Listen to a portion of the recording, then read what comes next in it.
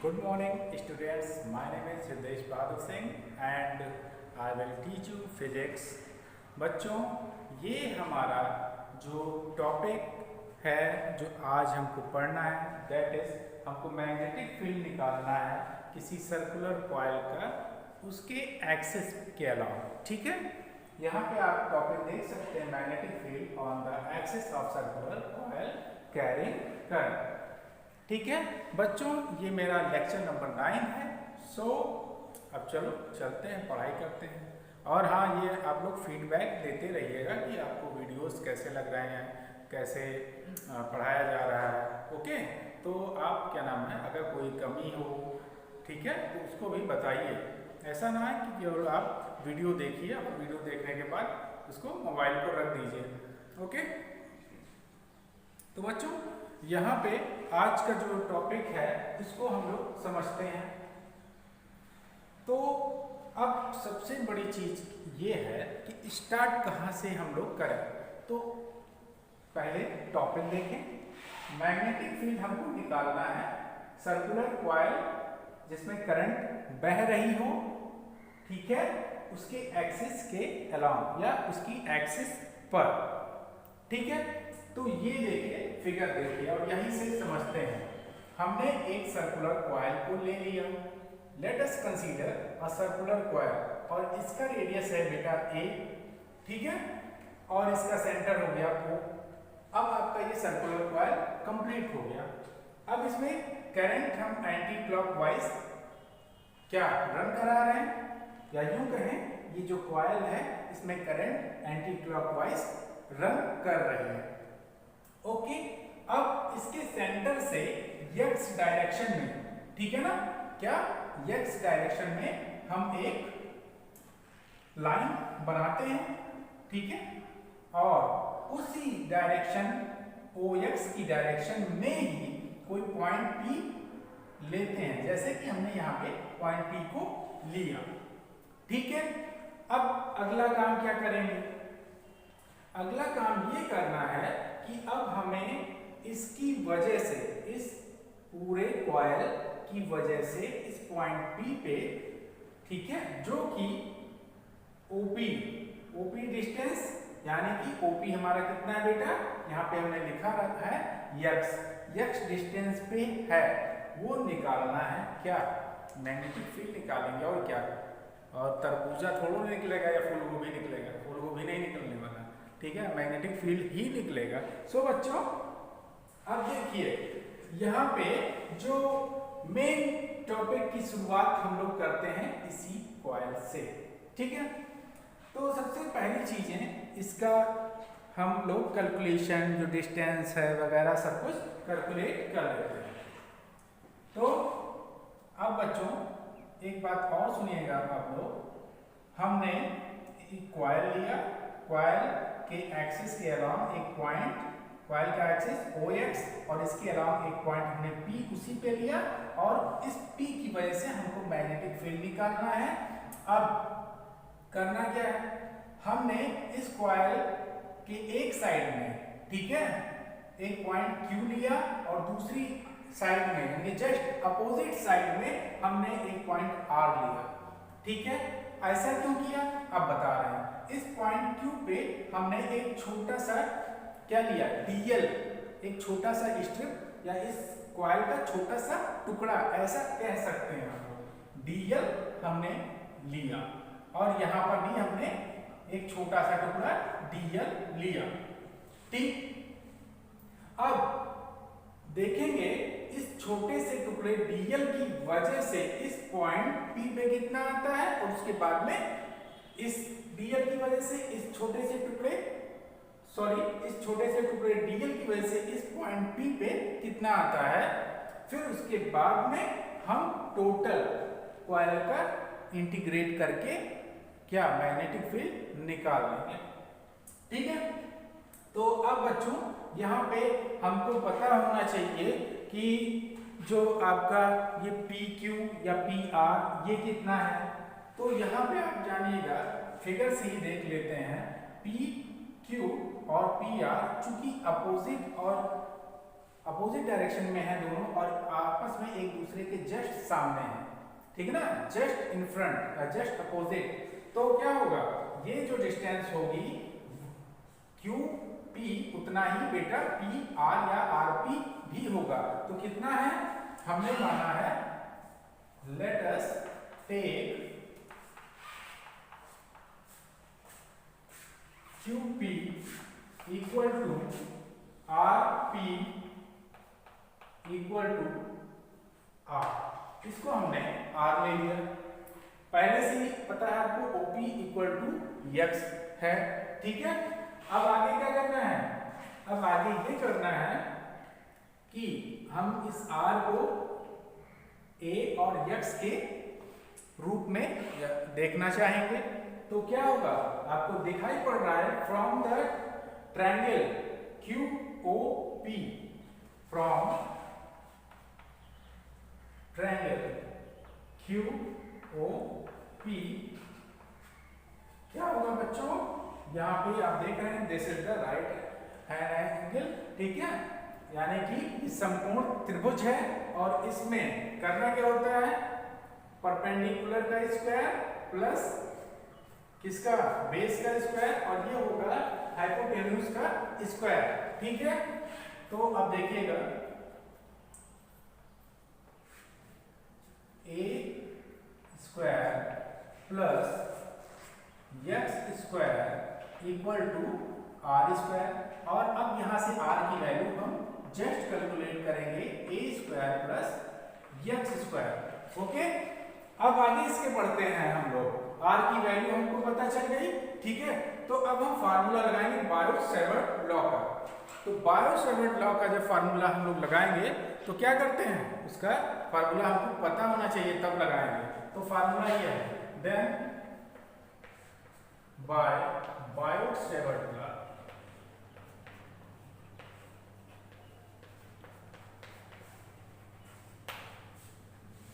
क्या होता है भाई इस लॉ में, dB equal to mu naught by 4 pi ideal sine theta by R square, ये होता है बेटा हमारा बायो-सेवर्ट का लॉ, जिससे हम मैग्नेटिक फील्ड निकालते हैं।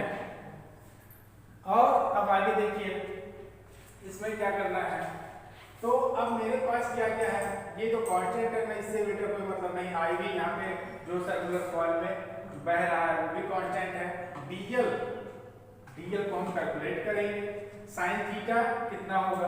अब थीटा के बारे में आपको पता होना चाहिए कि ये जो थीटा होता है डीएल और आर जो डिस्टेंस होता है उसके बीच का एंगल है, और फॉर सर्कुलर कॉइल यहाँ इसके लिए, ठीक है, थीटा इक्वल टू कितना हो जाएगा 90 डिग्री, क्या हो जाएगा here theta equal to 90 degree, तब क्या हो जाएगा बच्चों, dB equal to mu naught by 4 pi I dl by R square. अब चाहे आप आर स्क्वायर की वैल्यू रख सकते हैं, अब यहाँ देखिए ए स्क्वायर प्लस एक्स स्क्वायर है, ए स्क्वायर प्लस एक्स स्क्वायर, ठीक है, ये आपका निकल के आ गया dB, ठीक है। तो अब dB निकल आया किसके द्वारा, इस Q के द्वारा आया है इसके लिए। अब dl इसके वजह से r की वजह से इस पे कितना होगा, तो r की वजह से अगर हम निकालेंगे तो यही चीज हमको दोबारा मिलेगी। अगर हम इसको इस वाले साइड को के dB को dB डैश माने, यहाँ वाले साइड के उसको dB डैश माने कि इसके द्वारा निकलेगा तो उधर बेटा, लेकिन इसको हम समझाने के लिए आपको बता रहे हैं, ये है वास्तव में क्या dl ही है, ठीक है, लेकिन इसके द्वारा जो बनेगा वो dB डैश रहेगा और इधर dB रहेगा, ठीक है ना, इसके द्वारा। तो अब अगला जो पॉइंट है इसमें समझिए, dB डैश की वजह से भी बच्चों इतना ही आएगा, कितना आएगा, इतना, जितना यहाँ पे लिखा है mu naught by 4 pi I dl by x square plus A square, okay. अब देखिएगा, तो इतनी बात आपकी समझ में सभी क्या गई होगी, यानी कि अब हमको करना क्या है, अब हमको करना है अगले स्टेप में इस डीबी को हम रेक्टेंगुलर कंपोनेंट के फॉर्म में जो है डिवाइड करेंगे। तो देखिएगा, इसको हम रेक्टेंगुलर कंपोनेंट के फॉर्म में डिवाइड करना चाह रहे हैं। देखिए, तो यहाँ पे आपको पता होना चाहिए कि रेक्टेंगुलर कंपोनेंट में जब हम डिवाइड करेंगे तो आपको यहाँ दिख रहा होगा कि ये जो है QOP या QPO एंगल क्या बना रहा है बेटा, अल्फा, और यही क्या बना रहा है, RPO भी अल्फा बना रहा है, ठीक है ना। तो इस हिसाब से हमारा ये वाला एंगल, ठीक है, अगर इसको हम देखें डीबी की नजर से तो ये वाला एंगल हमारा अल्फा और ये वाला एंगल भी हमारा अल्फा हो जाएगा, ठीक है।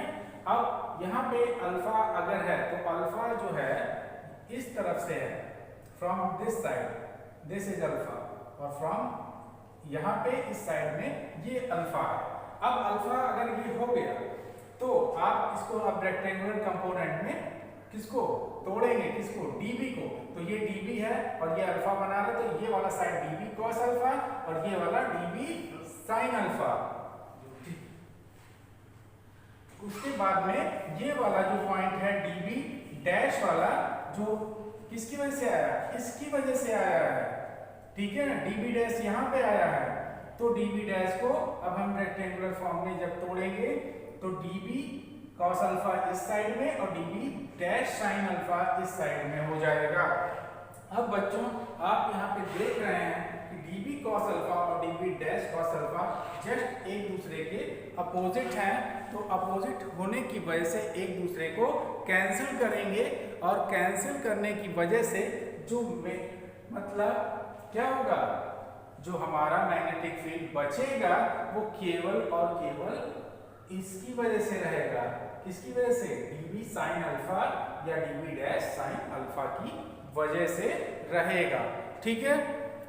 तो ये बातें समझ में आ गई बच्चों, बताओ जल्दी जल्दी, जल्दी से बताइए।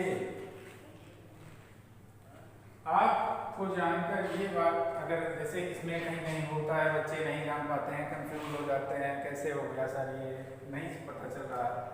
अच्छा ठीक है भाई, नहीं पता चल रहा है तो नहीं पता चल रहा है तो बहुत अच्छी बात है, और अगर पता चल गया तो और भी अच्छी बात है। देखिए यहाँ पे हमने इसको अल्फा माना था, ठीक है।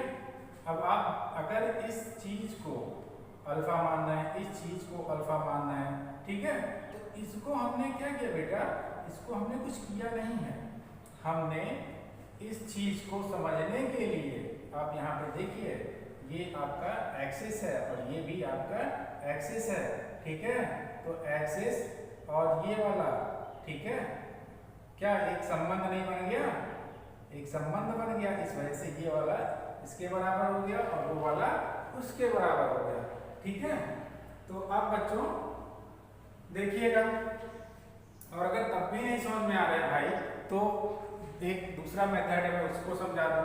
आप देख रहे हैं बच्चों, ये वाला जो है यहाँ पे देखिएगा, ये वाला डीबी, इससे ये आपको दिख रहा होगा 90 दिख रहा है, ये 90, ठीक है, ये 90 अगर दिख रहा है तो अब आप यहाँ पे देखिए ये वाला यहाँ पे 90 है, ये एकदम याद रखिएगा, और 90 होने की वजह से ये अल्फा आपका इस साइड में हो जाएगा, और इसकी वजह से, इस डीबी की वजह से यहाँ पे आप देख सकते हैं ये भी 90 ही है, तो ये क्या हो रहा है, ये अल्फा है तो ये 90 माइनस अल्फा ये हो जाएगा, और ये भी क्या हो जाएगा, 90 माइनस अल्फा हो जाएगा, और 90 माइनस अल्फा हो जाएगा, ठीक है।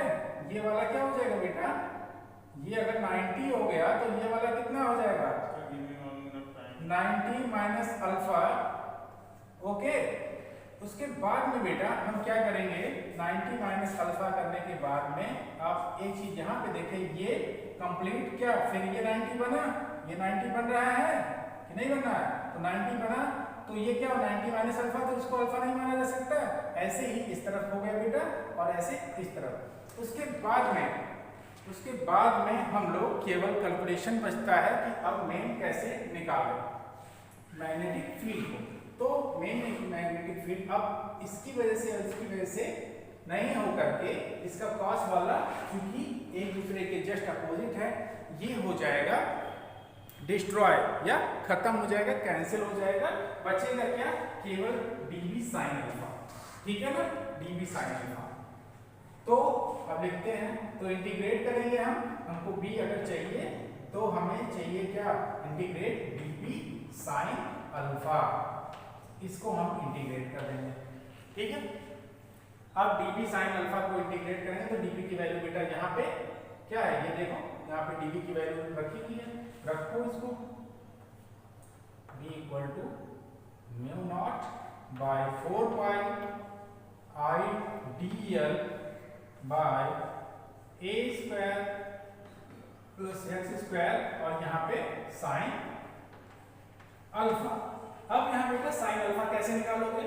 आप यहाँ से देख सकते हो बहुत सिंपली। अल्फा ये हो गया, ये आपका परपेंडिकुलर, ये आपका बेस, ये आपका हाइपोटेन्यूज। तो अब इस हिसाब से साइन अल्फा जब आप निकालोगे तो परपेंडिकुलर बेटा आपका ये हो जाएगा a और अपॉन r हो जाएगा, a अपॉन r हो जाएगा। साइन अल्फा क्या हो जाएगा? यहाँ पे देख लीजिएगा, साइन अल्फा की वैल्यू निकलवा ले रहे हैं। Sine alpha equal to a by r, और r की वैल्यू आपको बच्चों पता है, a बाय r की value under root a square plus x square. ठीक है, इसको हम कैलकुलेट करते हैं, mu naught by 4 pi i dl by a square plus x square, और यहाँ पे साइन अल्फा की बेटा वैल्यू रखेंगे a by under root a square plus x square. ये हो गया। तब अब करना क्या है हमको? कुछ खास अब बचा नहीं है, इसको कंप्लीट करना है। क्या? अब ये dl है बेटा, ये dl, इसको निकाल लें। dl की वैल्यू आपको पता होगी, टोटल सरकमफ्रेंस 2 पाई r होता है। क्या होता है? 2 पाई r। अब यहाँ पे r a है, ठीक है, इस बात का ध्यान रखिएगा। तो 2 पाई a। अब हम यहाँ dl की जगह पे क्या लिखेंगे? चलिए लिखते हैं, mu naught by 4 pi i dl की जगह 2 pi a by a square plus x square, और ये अंडर रूट जब इसको हम अपने इसमें कब्जे में ले लेंगे तो आपको पता होना चाहिए क्या होगा? 3/2 हो जाएगा, 3/2 हो जाएगा। ठीक है, अब इसको भी आप चाहे तो कैंसिल कर सकते हैं। b equal to mu naught और फिर उसके बाद i, और यहाँ पे 2 कैंसिल हो जाएगा। ठीक है, म्यू नॉट बाय 4 पाई, चलिए पहले लिखते हैं 4 पाई, नीचे देखना ही रहा है, i into 2 pi a, 2 pi a into a, इसको स्क्वायर होना चाहिए। ठीक है, a इंटू a। चलिए यहाँ पे सॉल्व कर दे रहे हैं। उसके बाद में ये हो जाएगा a square plus x square का 3 पावर 3/2। अब इसको कैंसिल करिए, पाई से पाई कैंसिल, 2 से 2 कैंसिल। ठीक है, यहाँ पे a स्क्वायर हो जाएगा तो b बराबर आपका आ जाएगा mu naught by 2i a square by a square plus x square की पावर 3/2। ये बच्चों आ गया हमारा जो है मैग्नेटिक फील्ड। तो बच्चों यही आपका आखिरी स्टेज था, और जो मैग्नेटिक फील्ड होगा वो किस तरफ होगा आप यहाँ पे देख लीजिएगा, px के अलाउंग। अगर कोई पूछे डायरेक्शन तो बेटा आप कहिएगा डायरेक्शन इज अलोंग px। ठीक है, तो बच्चों ये था आज का हमारा सर्कुलर कॉइल जो करंट को धारण किए हुए या करंट को कैरी किए हुए है, उसके बारे में मैग्नेटिक फील्ड हम पढ़ रहे थे उसकी एक्सिस के अलोंग, ठीक है ना। सो आज का क्लास कैसा लगा आप लोग अपना फीडबैक देते रहिएगा, कमेंट करते रहिएगा। ओके, सो बाय बाय, टेक केयर।